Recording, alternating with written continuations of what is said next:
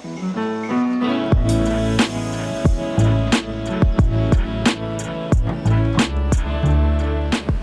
Wandering Jew plant is actually most commonly referred to as one of 3 different plants in the Tradescantia genus. So you have Tradescantia fluminensis, which is green, you have Tradescantia pallida, which is dark purple, and then you have this guy, Tradescantia zebrina, which I think we all understand why it's named that with the way that these leaves are patterned. So in today's video, that's what we're talking about, how to care for this amazing houseplant. Extremely easy to grow, and we're gonna be doing some potting, some pruning, some propagation, everything. And I actually have joined forces with Espoma Organics. We're gonna be using some of their potting mix as well as some of their fertilizers to talk about fertilization. So huge thank you to them. 90-year-old company, been organic since the start, so I'm really excited to partner with them. But let's go ahead without further ado and figure out how to care for this plant. Lighting, the first thing to talk about when you're growing any plant, because it's the #1 input that a plant needs to survive. This is an east-facing window. The Tradescantia zebrina and other types of wandering Jew plants want bright indirect light like many plants, but they can handle being just completely outside. And in fact, if you give them more light, you're more likely to get a lot more flower production on this plant. And the flowers are pretty, I wouldn't say they're incredibly beautiful, but they definitely give it a nice little texture and a nice bit of aesthetic value. So if I were to be growing this in my home, in my room right here, this is my east-facing window. It's the best one I have in this room for light. I'd be pushing it right up against it, as you can see, and probably rotating it throughout its growing cycle so it kind of grows balanced. When watering this plant, just keep in mind, it's like many other plants, although it does prefer slightly more moist soil. So it can be kind of hard to get into this plant and check the soil, but what I like to do is kind of peel it back and really look in there and get a sense for how moist that soil is. This is just slightly dry, so I might top it off a little bit, especially before we repot it. But again, one of these easier to care for houseplants, as long as you remember to water it when the soil's dry to about 1 inch, 1.5 inches or something like that, you're gonna be in a pretty good spot. Now comes the soil section, and like many plants, especially indoor plants that are vining like this, kind of like our pothos that we've seen videos on before, it's gonna want just a general high quality potting mix. So for this video, we're gonna do a little bit of a repot. You can see that we have a pretty sizable pot. It's hard to see the bottom because sometimes these just get sold and they're so bushy, but we're potting it up somewhat significantly. I would say maybe 2.5 inches, which is kind of aggressive, but this is an aggressive grower, guys. Any plant that's invasive in other areas is oftentimes, you don't have to stress about, oh, did I repot it in too big of a pot, that type of thing. So we're not gonna worry about that. We're gonna pop open our Espoma Organic potting mix over here.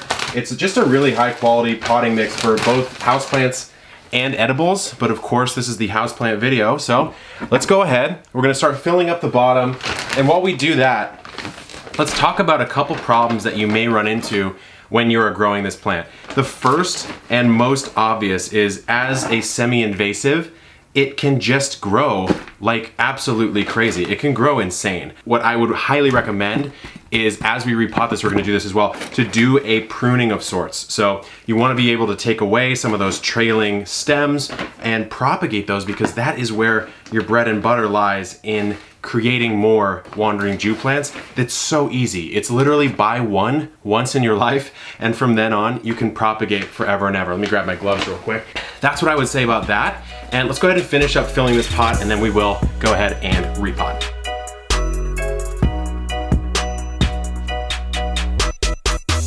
So what we want to do now is, let's take the gloves off. We'll grab our pot, and it's always helpful to water it in slightly before you repot, just so that soil stays nice and firmly together. But we're going to flip it upside down, ideally without spilling too much, and let it gently come out. And you can see, look at how root bound that truly is. So if I want to, I can kind of come through and just break this up slightly. It's really not going to harm a plant, especially one that is so forgiving like this. And so we're just breaking it up. We don't want these roots to circle. Giving it a nice kind of break up, and you can come through and just tease it apart. And then we need to go ahead and fit it in. And sometimes it can be annoying to repot these because there's so much plant material that it's hard to get the soil in afterwards. So kind of like hold the hair back type of thing and do it that way. So let's flip it over. And we've given it just a little bit of room here, so I'm gonna kind of bring it in like this, and then we're gonna have to do some pulling apart and filling from the sides.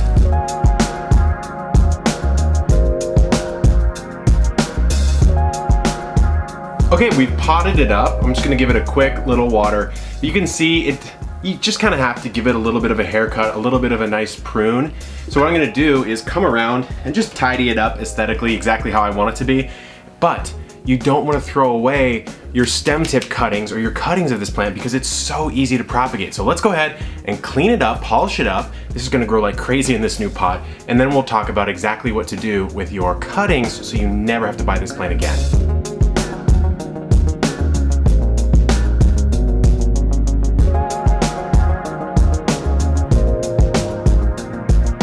Now that we've given our plants a really nice cleanup, you can see there's a lot of just pieces that are off of the plant that we can really just propagate from. And so what I like to do is I focus on the stem tip. So here's the growing tip right here, and I'll come through with my snips and just cut right below this node, leaving this little section on right there. And so we can see what we do here is clean this up because it's gonna go into either the soil or the water propagator. And I may also decide to clean that one up too. And honestly, I might actually cut right there and take this leaf off. So now we have a cleaned up cutting that you can take this and you can put it into a jar of water, or you can put it into soil. Either one works. It kind of depends on your preferred method. So what you'll do is you'll come through and just all the trimmings that you can take off of your plant, you'll just do the same process. And I'll do one more just for the example, just for the sake of it. And so you've got, let's say, this growing tip right here. You can see, you know, because there's new small leaves coming out, right? So we'll come through, this kind of curves in an awkward angle, so I'm gonna cut it off right there. We'll take off this leaf, and we'll take off this leaf right here. And now we have another prepared cutting. So again, these things root like absolutely crazy. You almost don't even have to try. So I have my plants in my water propagator. You can see the stems just sticking out there. But again, you could just use something like this if you want to, or you could just stick them in soil. It's really up to you. I just really like this because it works really well for me. And sometimes, because this is such a soft piece of plant tissue, it can tend to rot quickly, which is why I like to have water spraying at the bottom, but I don't like to necessarily have it sitting in water personally. Now, as far as problems that you may run into with this plant, you might find that overwatering can be an issue that's gonna rot it out. They do get really crowded, and so repotting or propagating or trimming is a really good idea. You may run into something like spider mites. That's usually a too dry environment issue, so if you up your humidity and combat those, you can be in a really good spot. I've got an article on the website about that too. But honestly, it's an invasive in many areas of the world, which means it's very, very easy in general to grow in your home, or personally, if you do a hanging basket, throwing that in like the side yard or in an arbor or an awning or something is such a good way to use it. So the Wandering Jew, Tradescantia zebrina, as always, full care guides available on my website. And again, thank you to Espoma Organic for sponsoring the video, providing the soil. Super cool, super high quality, and I really, really love it. So until next time, good luck in the garden and keep on growing.